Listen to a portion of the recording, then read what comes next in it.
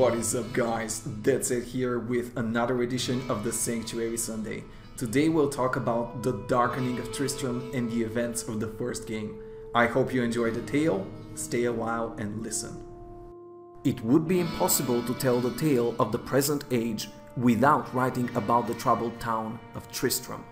Located in a remote province known as Honduras, far from the bustling cities of the east, or even the rain-drenched ports of Westmarch, Tristram played a central role in the unfolding peril of our times. As mentioned in earlier accounts, the Haradrim built their monastery atop the cave system containing Diablo's soulstone. Over time, those first Haradrim settled the land and founded Tristram. As the town grew, other farmers and settlers made the surrounding region their home as well. Long years passed, and Tristram prospered, though its population never exceeded a few dozen families. None who lived there, under the shadow of the Haradric monastery, ever suspected that terror itself slept beneath their quiet town. More than 2 centuries later, the Zakarum Lord Leoric arrived, and Tristram began to take on significance in regional affairs. Cain's knowledge of Leoric's origins comes from his own observations as well as private journals, which describe how he traveled from Kyrgyzstan and, at the behest of the Zakarum Church, declared himself Honduras' king. Acting on counsel from his trusted advisor, Archbishop Lazarus, Leoric established his seat of power in Tristram. Upon his arrival, the king began turning the sleepy town into a regional capital. The Haradric monastery at the time was abandoned and largely in ruins. Leoric converted the ancient structure into a grand Zakarum cathedral, unaware of the vast labyrinth and catacombs the Haradrim had built beneath it. Initially, the people of Honduras were wary of their foreign ruler, but Cain attests to the fact that Leoric was a wise and just king who exemplified the greatest virtues of the Zakarum. In time, he won the hearts and minds of his subjects, which makes the events that ended his reign all the more tragic. After years of idyllic peace and quiet, and for reasons then unknown, Leoric's countenance began to darken. The king became irrational at first, but soon began to show the signs of madness and paranoia. It was only when Leoric declared war against the neighboring kingdom of Westmarch that Honduras began to see just how far the king had fallen. Those close to the king tried to convince him that the war was both unjust and unwinnable, but Lazarus, always Leoric's closest confidant, convinced him that Westmarch was plotting against him. In his paranoia, Leoric sent the meager army of Honduras into battle. His eldest son, Aiden, seeking his father's approval, joined the forces as well. Soon after the army's departure, Leoric's youngest son, Albrecht, went missing. Already in the throes of madness, the king raged at the loss of his beloved boy. Convinced either by delusion or by very real specters, Leoric became certain that the townsfolk had conspired against him and his family, and he tortured and executed many innocent citizens in an attempt to discern Albrecht's whereabouts. Because of his erratic and cruel actions, the once gentle Leoric became known as the Black King. Danon, the captain of Leoric's knights, returned from the war in Westmarch with only a few ragged survivors and found his cherished kingdom in disarray and his fellow citizens gripped by terror. Angered by these events, he confronted Leoric, but the king's madness engulfed him fully, and Leoric ordered his guards to kill Danon and his men. So it was that Danon and his fellow knights were forced to slay their maddened king. However, before he expired, Leoric put a curse on his slayers. Danon and his men nonetheless thought to honor the noble ruler Leoric had once been, and give him a proper burial in the tombs beneath the cathedral.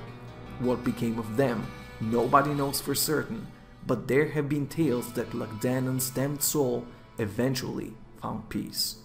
Soon, even greater tragedy befell Tristram.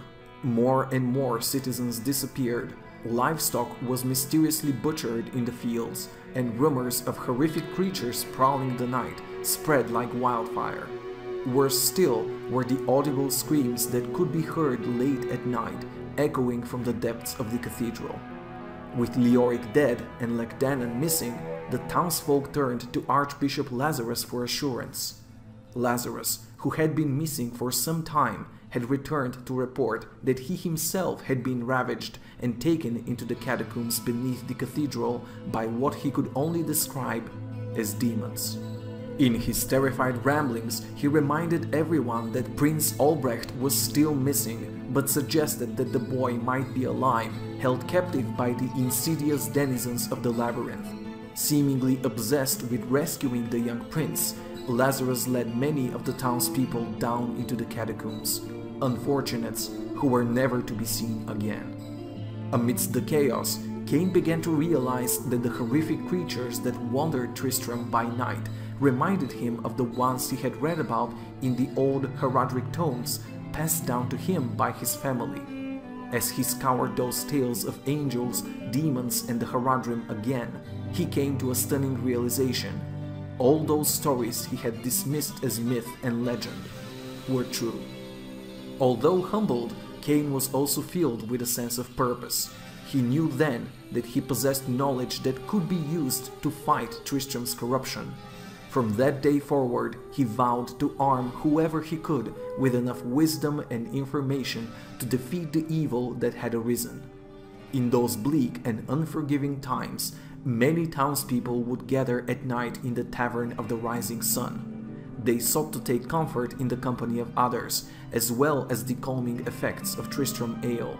It was then that the crossroads of life led Cain to a woman known as Adria, a witch who had just recently come to Tristram for reasons unknown. Adria, a vendor of potions and scrolls, was quite an intriguing woman. She was also very resourceful in collecting rare artifacts and arcana. He found her knowledge about mysticism and demonology most valuable, though he found her behavior to be peculiar at times. They spent many nights poring over the history of the Heraldrim and the hunt for the Three. At that time, having immersed himself in their lore, Cain began to see himself as one of them. He was the last of the Heraldrim. Though it seems naive now, it took him quite a long period to come to the conclusion that the darkening of Tristram was directly caused by the secret evil the Heraldrim had buried so long ago. Diablo, the Lord of Terror. Meanwhile, as rumors of the horrific events in Tristram spread, mercenaries and adventurers came from all over the world to test their mettle and seek their fortune in the labyrinth beneath the cathedral. It was at this time that Prince Aiden finally returned to Tristram from his battles against Westmarch, seeking the solace of his home. Like Leoric before him, he was horrified by what he learned had befallen his father and his youngest brother. Tempered by war and loss, Aiden vowed to rescue Albrecht and banish the foul demonic power that had gripped Leoric's kingdom. So it was that he ventured into the catacombs beneath the ruined cathedral to find his missing brother. He was not alone in this task. Of the numerous adventurers who had been drawn to Tristram, the most valorous joined Aiden's side. One was a rogue from the Sisterhood of the Sightless Eye, a mysterious organization headquartered in the mountains east of Tristram. Another was a Vizirai sorcerer from the lands of Kyrgyzstan, who had been sent by his elders to observe the dark happenings in Tristram. Beneath the cathedral, Aiden and these other champions encountered many horrors. He and his band quickly dispatched a bloated and grotesque demon who called himself the Butcher. The heroes also discovered that Leoric had been resurrected as the grotesque Skeleton King, bound to Diablo's dark will. Witnessing the reanimated visage of his father was a harrowing encounter for Aiden, made even more heartbreaking by the fact that he was forced to strike him down. A lesser man might have given up then, but not Aiden. After returning to recount the tale, he braved the cathedral's depths once again, in the hope that his brother was still alive. Instead of returning with any signs of his brother, however, Aiden came back with the staff of Lazarus. According to Aiden, the Zakharum Archbishop had long deceived Leoric and the Tristram populace. At the time, Cain did not know quite what to make of Aiden's claim, but after those terrible events, he would uncover the truth surrounding the full conspiracy.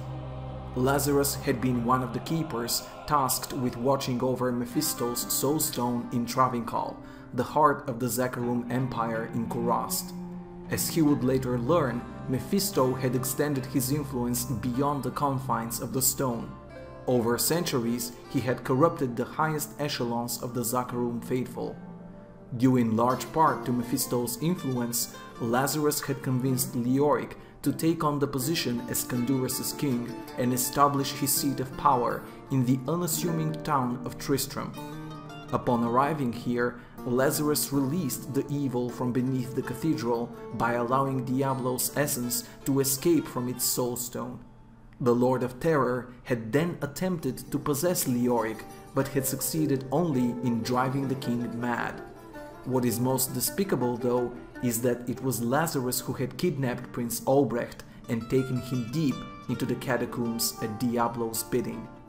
Aiden and his comrades continued battling through the subterranean tombs, clashing with even more powerful foes.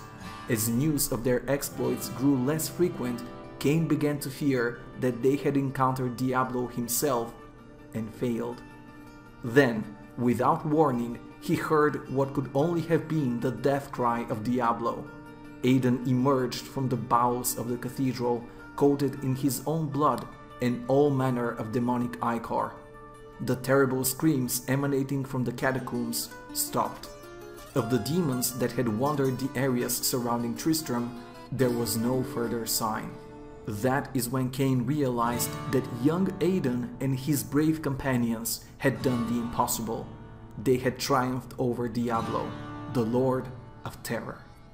And thus ends this week's Sanctuary Sunday. I hope you enjoyed the tale of the Darkening of Tristram, and if you did, I would appreciate your subscription to my channel. Talk to me on Twitter and Facebook that I link below, watch me live at twitch.tv/thedeadset, and I'll see you guys next time.